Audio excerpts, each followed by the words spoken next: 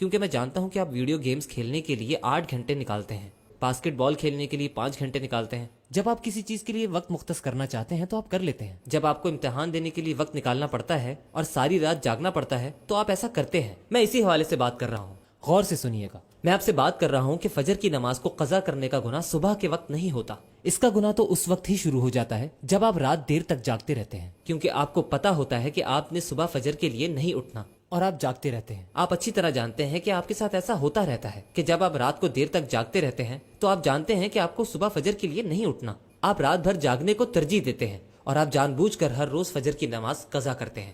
آپ صبح 9 بجے اٹھتے ہیں تو آپ خود کو یہ نہیں کہہ سکتے کہ اوہ میرا دیر سے اٹھنے کا ارادہ نہیں تھا لیکن میں سوتا رہ گیا، میں اپنی مدد نہیں کر سکا۔ یہ دراصل کسی بامقصد آدمی کا کام نہیں ہے۔ جان بوجھ کر رات بھر جاگنے سے فجر نہیں پڑھ سکتے۔ کوئی بات نہیں اگر صبح آپ کی والدہ آپ کو پیٹ پر لات مار کے اٹھا دیتی ہیں، یہ عمل آپ کو بدل تو نہیں سکتا لیکن آپ کو خود سوچنا پڑے گا۔ پیارے دوستو، فجر کی نماز پڑھو، پہلے فجر کی نماز پڑھو پھر عشاء کی نماز کے لیے جاؤ۔ نوجوانوں، عبادت کا اہتمام کرو۔ نوجوانوں، بنیادی عبادت فجر اور عشاء کی نماز ہے۔ اس مجمع میں شریک نوجوانوں، فجر اور عشاء کی نماز بہت ضروری ہے۔ اگر آپ کو اس دین کی خدمت کرنے کی خواہش ہے اور آپ واقعی اس دین کی خدمت کرنا چاہتے ہیں تو آپ کو اپنی فجر اور عشاء کی نمازوں کا معمول بہتر کرنا پڑے گا، اور اس کے ساتھ ساتھ جتنا ہو سکے قرآن کو یاد کریں۔ بہت ہی خوبصورت صورت ہے سورۃ الاسراء۔ یہ قرآن کی 17ویں صورت ہے۔ اللہ تعالیٰ فرماتا ہے اقیموا الصلاۃ لدلوک الشمس الی غسق اللیل وقرآن الفجر ان قرآن الفجر کان مشہودا۔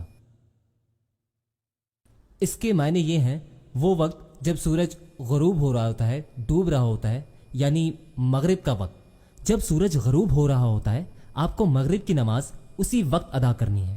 جب سورج بالکل ڈوب جاتا ہے اور چاند نکلنے لگتا ہے اور دن بالکل ختم ہو جاتا ہے، وقرآن الفجر، یہاں یہ نہیں کہا فجر کی نماز، دوسری نمازوں کو کہتے ہیں مغرب کی نماز، عشاء کی نماز، جب بالکل اندھیرا ہو جائے۔ جب فجر کی نماز کی بات ہے تو نماز فجر نہیں ہے بلکہ قرآن الفجر ہے۔ قرآن الفجر، فجر کی نماز میں ہم جتنا قرآن پڑھ سکیں اتنا ہمارے لیے اچھا ہے۔